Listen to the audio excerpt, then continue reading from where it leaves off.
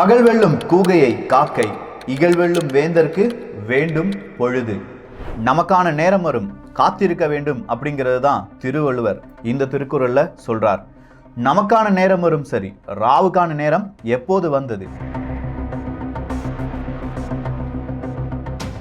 இந்தியாவினுடைய உளவுப்படையை நம்பி இல்லாட்டி இந்தியாவை நம்பி அமெரிக்கா ஏன் வந்தது? சீனா நம்ம எதிர்த்து விட்டது அப்படின்னா சீனாவுக்கு எதிராக இந்தியா களமிறங்க வேண்டிய நேரம் வந்துவிட்டது. இப்போ சீனா இன்னைக்கு நடக்கிற மாதிரி 2021 மாதிரியே 1965 நமக்கான எதிரியாக, துரோகியாக மாறி நிற்கக்கூடிய ஒரு சிச்சுவேஷன் வந்து நிற்கிறது. இங்கே இன்டெலிஜென்ஸ் பியூரோ ஆரன் கவ் அவர்கள் என்ன செய்தார்கள்? சிஐஏனுடைய ஆபரேஷன் எப்படி தோல்வியில் முடிந்தது?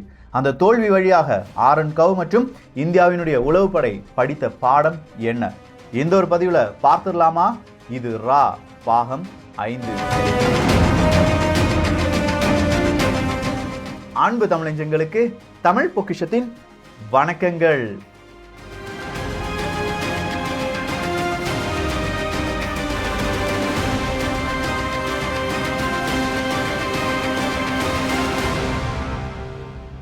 ஆயிரத்தி 1959 மிக முக்கியமா சோவியத் யூனியன், ரஷ்யா சீனாட்ட வந்து ஒரே ஒரு விஷயத்த சொல்றாங்க.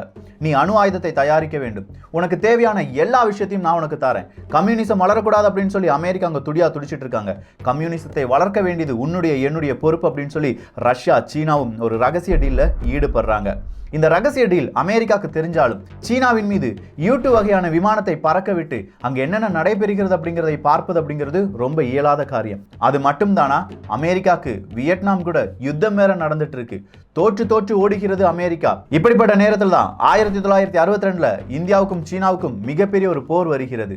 இதை காரணமாக வைத்து இப்போ அமெரிக்கா இந்தியாவினுடைய நட்பை தேடி வருகிறது. அவனுக்கும் காரியமாக வேண்டும், இந்தியாவுக்கும் சில விதமான நட்பு நாடுகள் தேவைப்படுகிறது. சோவியத் யூனியன், ரஷ்யா, சீனா ஒன்றாக இருக்கும்போது நமக்கு தேவை அமெரிக்கா தான் அப்படிங்கிறத இந்தியாவும் உணர ஆரம்பித்த அந்த தருணம் 1964 அக்டோபர் மாதம் 16ஆம் தேதி வரை இந்த ஒரு நட்பு, அமெரிக்கா இந்தியாவினுடைய நட்பு பெரிய அளவில் இல்லை. ஆனால் 1964 அக்டோபர் 16 இந்த உலகத்திற்கு சீனா அறிவிக்கிறது, நாங்கள் அணு ஆயுதத்தை சோதித்து பார்த்து விட்டோம். அதுவும் சிங்ஜியாங் பகுதிகளில் இந்த மாதிரியான சோதனை கூடத்தில் அணு ஆயுதம் சோதிக்கப்பட்டு விட்டது அப்படிங்கிற மிக முக்கியமான ஒரு இன்ஃபர்மேஷனை கொடுக்குறாங்க. இந்த இன்ஃபர்மேஷனை பார்த்த உடனே இந்தியாவுக்கும் கொஞ்சம் அப்படியே கலக்கம் வருகிறது. அமெரிக்காவுக்கு சுத்தம், ஏன்னா ரொம்ப நாளாக அவங்க அணு ஆயுதத்தை தயாரித்து கொண்டிருக்கிறார்கள் அப்படிங்கிற உளவு பிரிவு அந்த செய்தி கிடைத்தும் அதை தடுக்க முடியாமல் போனதே அப்படின்னு சொல்லி அமெரிக்காவும் வருந்துகிறது. ஸோ நேர அமெரிக்கா இப்போ 1964-65 இந்த ஒரு காலகட்டத்தில் இந்தியாவுக்கு வராங்க. இப்போ இன்டெலிஜென்ஸ் பியூரோ மட்டும்தான் இருக்கு. 1968 தான் அப்படிங்கிற உளவமைப்பு ஏற்படுகிறது. அதற்கு 3 வருடங்களுக்கு முன்பாக இன்டெலிஜென்ஸ் பியூரோவில் இருக்கக்கூடிய ஆரன் கவ் மற்றும் முல்லிக் அவர்கள் எல்லாருமே அழைக்கப்படுகிறார்கள். மிக முக்கியமான ஆபரேஷன், அமெரிக்கா நம்மகிட்ட ஹெல்ப் கேட்டிருக்காங்க, நம்ம என்ன செய்யலாம் அப்படிங்கிற ஒரு கேள்வி கேட்கப்படுகிறது. அந்த கேள்விக்கான பதில் செஞ்சிடலாம், வேற வழி கிடையாது அப்படிங்கிறது மட்டும்தான். ஸோ நந்தா தேவி அப்படிங்கிற மிக முக்கியமான ஒரு உச்சி, கிட்டத்தட்ட 22,000 அடி உயரம் இருக்கக்கூடிய அந்த உயரத்தில் மிக முக்கியமான ஒரு ஹார்ட்வேரை கொண்டு வைக்கணும். அந்த ஹார்ட்வேர் அங்கே கொண்டு வச்சிட்டோம்னா சீனா அணு ஆயுதத்தை சோதிக்கிறது என்றால் அந்த ஹார்ட்வேர் வழியாக சின்ன இன்ஃபர்மேஷன் கிடைக்கும். அதை வச்சு அமெரிக்காவால் சீனாவை தடுக்க முடியும், சோவியத் யூனியன், ரஷ்யாவினுடைய வளர்ச்சியை தடுக்க முடியும். இதுதான் சிஐஏ இந்தியாவிடம் கேட்ட ஒரே ஒரு ஹெல்ப். இந்த ஹெல்ப்புக்காக 9க்கும் அதிகமான சிஐஏ ஆஃபீஸர்ஸ் இந்தியாவுக்கு வராங்க. 4க்கும் அதிகமான இந்தியாவை சேர்ந்த ஆஃபீஸர்ஸ் இந்த ஒரு ப்ராஜெக்டுக்காக, இந்த ஒரு ஆபரேஷனுக்காக அசைன் செய்யப்படுகிறார்கள். இந்த ஒரு ஆபரேஷனுக்கு பெயர் போட வேண்டுமே அப்படின்னா ஆபரேஷன் ஹேட் அப்படிங்கிறது ஒரு பெயராக அறிவிக்கப்படுகிறது. 59 கிலோகிராம் எடை இருக்கக்கூடிய ஒரு பொருள், கிட்டத்தட்ட 10 ஃபீட் நீளம் இருக்கக்கூடிய ஆண்டனா, இன்னும் பல உதிரி பாகங்கள். இந்த உதிரி பாகங்கள் எல்லாமே தனித்தனியா 22,000 அடி உயரத்தில் கொண்டு செல்ல வேண்டும். அப்படி 22,000 அடி உயரத்துக்கு கொண்டு சென்ற பிறகு இது எல்லாமே ஒன்றாக மாற்ற வேண்டும். அப்படி அமைக்கும் போது சீனாவை உளவு பார்க்க முடியும்.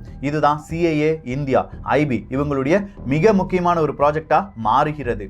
ஸோ நிறைய மலையேறும் வீரர்கள், அது மட்டும் கிடையாது, அமெரிக்காவிலிருந்து வந்த வீரர்கள் எல்லாருமே இந்தியாவினுடைய வேஷம் போடுகிறார்கள். கிட்ட கொஞ்சமா மலையேறக்கூடிய நபர்கள் எல்லாருமே அழைக்கப்படுகிறார்கள். எல்லாரும் சேர்ந்து கொஞ்சமா சின்ன பொருட்கள், பெரிய பொருட்கள் எல்லாத்தையுமே நந்தாதேவி உச்சிக்கு கொண்டு போயிட்டு இருக்காங்க. நந்தாதேவி உச்சி அப்படின்னு சொல்லும்போது நந்தாதேவி உச்சியை இரண்டாக பிரிக்கலாம். இரண்டு மலைப்பகுதிகள், ஒன்னு சவுத் நந்தாதேவி சவுத், இன்னொன்னு நந்தாதேவி நார்த் அப்படின்னு சொல்லலாம். பொதுவா இந்த நந்தாதேவி உச்சியை K2 உச்சி அப்படின்னு சொல்லி அழைப்பார்கள். ஸோ ஒரு 2000 அடி உயரம் போனா போதும். அதுக்கு முன்னாடி மிக முக்கியமா ஒரு புயல் வருகிறது, ஒரு பனிப்புயல் ஏற்படலாம் அப்படிங்கிற ஒரு ஐயம் ஏற்படுகிறது. இவங்க கையில எக்யூப்மெண்ட்ஸ் எல்லாம் இருக்கு. ஆனா எக்யூப்மெண்ட்ஸ் சாதாரண எக்யூப்மெண்ட்ஸா என்று கேட்டால் அதுதான் இங்கே மிக முக்கியமா பார்க்க வேண்டும்.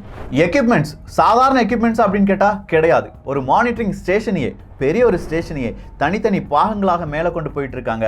அதில் மிக முக்கியமானது தான் ஸ்னாப் பவர் பேக் அப்படின்னு சொல்றது, space nuclear auxiliary power generator அப்படிங்கிறது தான். இந்த ஒரு பவர் ஜெனரேட்டருடைய எரிபொருள் என்ன அப்படின்னு கேட்டிங்கன்னா புளுட்டோனியம் 238. இதனுடைய ஹாஃப் லைஃப் எவ்வளவு அப்படின்னு கேட்டிங்கன்னா 87.7 வருடங்கள் அப்படின்னு சொல்லலாம். ஸோ 87.7 வருடங்கள் ஹாஃப் லைஃப் கொண்ட புளுட்டோனியம் 238 தான் இதனுடைய எரிபொருளாக இருக்கிறது. அப்படின்னா இந்த ஒரு பொருள் மிக முக்கியமாக கதிரியக்கம் அப்படிங்கிறத இந்த இமயமலை முழுவதையும் ஏற்படுத்தும் அப்படிங்கிறது சிஏஏக்கும் தெரியும், ஐபிக்கும் தெரியும். இப்படி நிறைய பேர் போனாங்கன்னு சொன்ன பார்த்தீங்களா, அவங்களுக்கு பணம் அப்படிங்கிறது கொடுக்கப்படுகிறது. ஒரு மாதத்திற்கு $1000 $2000 1964-65 இந்த ஒரு காலகட்டத்தில் கொடுக்கப்படுகிறது. இதனுடைய தலைமை பொறுப்பை யார் ஏற்கிறார்கள் அப்படின்னு கேட்டீங்கன்னா மன்மோகன் சிங் கோலி அப்படிங்கிறவர் தான். மன்மோகன் சிங் கோலி அவர்கள் ஆரன்கவ் அவர்களுடைய ஆணைக்கு இணங்க அப்படியே உயரத்தில் ஏறிக்கொண்டிருக்கிறார்கள். இந்த நேரத்தில் அங்க பனிச்சரிவு வந்த காரணத்தினால் இந்த மாதிரியான அந்த எக்யூப்மெண்ட்ஸ் எல்லாம் 2 பாறைகளுக்கு நடுவில் வச்சு விடலாம் அப்படின்னு சொல்லி வைக்கிறாங்க. அவங்களால அங்க நிக்க முடியாது. கண்டிப்பா இந்த K2 பேஸுக்கு வரணும். இவங்க பேஸுக்கு வந்துடுறாங்க. சில பல மாதங்களுக்கு பிறகு 1966க்கு பிறகு அந்த இடத்துக்கு போறாங்க அமெரிக்கர்கள் மற்றும் இந்தியர்கள். ஆனா அந்த இடத்துல அந்த ஒரு எக்யூப்மெண்ட்ஸ் இல்லவே இல்லை. அந்த எக்யூப்மெண்ட் இருந்ததற்கான, அந்த மானிட்டரிங் ஸ்டேஷன் இருந்ததற்கான எந்தவித தடயமும் கிடையாது. எப்படியாவது அங்க இருக்கக்கூடிய அந்த பனிப்பாறைகளை அகற்றி அந்த எக்யூப்மெண்ட்ஸை கண்டுபிடிச்சலாம் அப்படின்னு சொல்லி 2-3 தினங்களாக போராடி பார்க்கிறார்கள். அப்போ ஒரு உண்மை புரிஞ்சிருக்கு. இங்கே நடந்த மிகப்பெரிய ஒரு பனிச்சரிவு கிட்டத்தட்ட கிசா பிரமிட் அளவுக்கு இருக்கும். அதை கழுகி அந்த எக்யூப்மெண்ட்ஸ் எடுக்கிறது அப்படிங்கிறது ரொம்ப இயலாத விஷயம் அப்படின்னு சொல்லி அந்த எக்யூப்மெண்ட் என்ன செஞ்சிட்டாங்க, அங்கேயே விட்டுட்டாங்க. ஸோ அந்த எக்யூப்மெண்ட் இன்றளவும் ஹிமாலயத்தில் இருக்கா, இமயமலையில் இருக்கிறதா அப்படிங்கிறது வேறொரு கேள்வி. இமயமலையில் ஏற்படக்கூடிய எந்த மாதிரியான பனிச்சரிவுகள் இல்லாட்டி மிக முக்கியமான பனிப்பொழிவுகள் இல்லை, அங்கே நடக்கக்கூடிய அந்த பனிப்பாறைகள் உருகுதல் அப்படிங்கிறதுக்கான காரணம் இதுதானா? உருகுதல் அப்படின்னு சொல்லும்போது இது ஒரு பவர் ஜெனரேட்டர்னு சொன்னோம். இந்த பவர் ஜெனரேட்டர்ல புளுட்டோனியம் 238 வச்சு ஜெனரேட்டர் எப்பவுமே ஆன் பண்ணி வச்சிருப்பாங்க. அப்படி இருந்தால் மட்டும்தான் இந்த ஜெனரேட்டர் என்ன செய்யும், ரொம்ப பெரிய அளவுல ஃப்ரீஸ் ஆகாம பாதுகாக்கப்படும் அப்படிங்கிறதுக்காகத்தான் இந்த ஒரு எரிபொருள் வைக்கப்பட்டிருந்தது. ஸோ டோட்டலா இது ஒரு மிஸ்ட்ரியாகவே பார்க்கப்படுகிறது. இந்த மிஸ்ட்ரி இந்தியர்களுக்கு தெரியுமா என்று கேட்டால் கிடையாது. அடுத்ததா 3வது முறை 4வது முறையாக தேடி பார்க்கிறார்கள். இல்ல, வேற வழியே இல்லாம அமெரிக்கர்களும் இந்தியர்களும் அந்த ப்ராஜெக்ட் அப்படியே நிப்பாட்டுறாங்க. அப்படி நிப்பாட்டக்கூடிய அந்த தருணத்தில் மறுபடியும் சீனா என்ன செய்து வருகிறது, அவங்களுடைய அணு ஆயுதத்தை பெருக்கி வருகிறது. 1964 1996 கிட்டத்தட்ட 45க்கும் மேற்பட்ட முறை இவங்க அணு ஆயுதத்தை சோதித்து பார்த்து விட்டார்கள். இது அமெரிக்காவுக்கு மிகப்பெரிய ஒரு கலக்கத்தை ஏற்படுத்துகிறது. மறுபடியும் இந்தியாட்ட வந்து பேசுறாங்க, நம்ம என்ன செய்யணும், போன தடவை நம்ம தொலைத்த அதே எக்யூப்மெண்ட்ஸ், அதே ஒரு மானிட்டரிங் ஸ்டேஷனை நந்தகோட் அப்படிங்கிற வேறொரு இடத்துல வைக்கலாம். அந்த இடத்துல வச்சாலும் சீனா என்னென்ன செய்கிறது அப்படிங்கிறத நம்மளால கண்காணிக்க முடியும் அப்படின்னு சொல்றாங்க. மறுபடியும் புதுவிதமான மனிதர்கள் தேர்ந்தெடுக்கப்படுகிறார்கள். எல்லாருமே ஏறி போறாங்க. போன தடவை நடந்த பிரச்சனைகள் எதுவுமே வரக்கூடாது அப்படிங்கிறதுக்காக பெர்பெண்டிகுலரா இருக்கக்கூடிய வழித்தடங்கள் அப்படிங்கிறது முழுவதுமாக அவாய்ட் செய்யப்படுகிறது. கரெக்டா நந்தகோட் அப்படிங்கிற இடத்துல கிட்டத்தட்ட 22,000 அடி உயரத்தில் இந்த ஒரு மானிட்டரிங் ஸ்டேஷன் என்பது அமைக்கப்படுகிறது. அப்படி அமைத்த பிறகும் இந்தியாவுக்கோ இல்லாட்டி அமெரிக்காவுக்கோ இதுல இருந்து ஏதாவது சிக்னல்ஸ் கிடைச்சதா அப்படின்னு கேட்டா சிக்னல்ஸ் கிடைச்சது. ஆனா அடுத்த ஒரு வருஷத்திலேயே அந்த எக்யூப்மெண்ட்டை முழுவதுமாக சிஏஏ எடுத்து சென்று விட்டார்கள் அப்படின்னு சொல்லலாம். காரணம் இருக்கிறது. இங்க ஒரு பவர் ஜெனரேட்டர் இருக்கு அப்படின்னு நம்ம பார்த்தோம். அது அணுசக்தியால் இயங்குகிறது அப்படிங்கிறது நம்ம பார்த்தோம். அப்படி அணுசக்தியால் இயங்கும் போது வெப்பம் ரொம்ப அளவு கூடுதலா வந்திருக்கு. ஒரு குகையில தான் இந்த மானிட்டரிங் ஸ்டேஷன் அமைத்தார்கள். அந்த குகையிலிருந்து கிட்டத்தட்ட 8 அடி 10 அடி அப்படியே உருகி கீழே அந்த ஸ்டேஷன் முழுவதுமாக சென்று விட்டது. ஸோ இனியும் இதை வச்சா மிகப்பெரிய பிரச்சனைகள் வரலாம் அப்படின்னு சொல்லி சிஐஏ 2வதாக வைக்கப்பட்ட அந்த ஒரு ஸ்டேஷனை மட்டும் டிஸ்மேண்டில் பண்ணி அவங்க நாட்டுக்கே கொண்டு போறாங்க. இது எல்லாம் 1967 முடிஞ்சிருச்சு.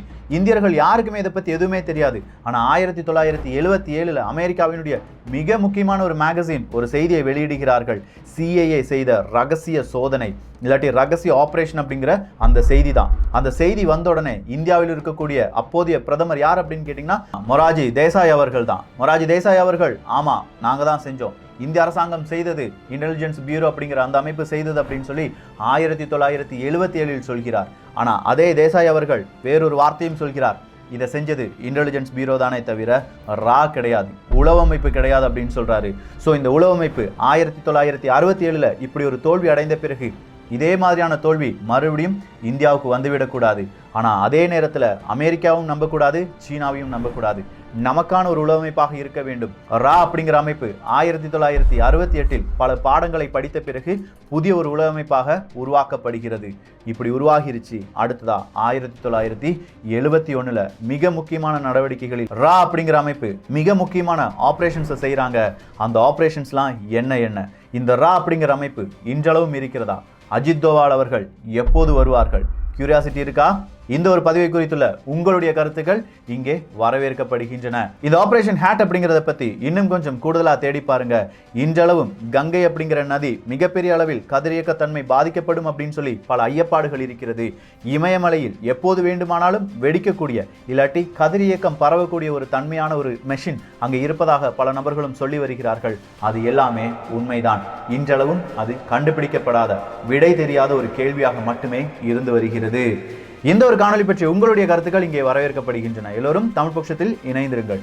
நல்லதை பகிர்ந்து நல்ல சமுதாயத்தை உருவாக்குவோம். நன்றி, வணக்கம்.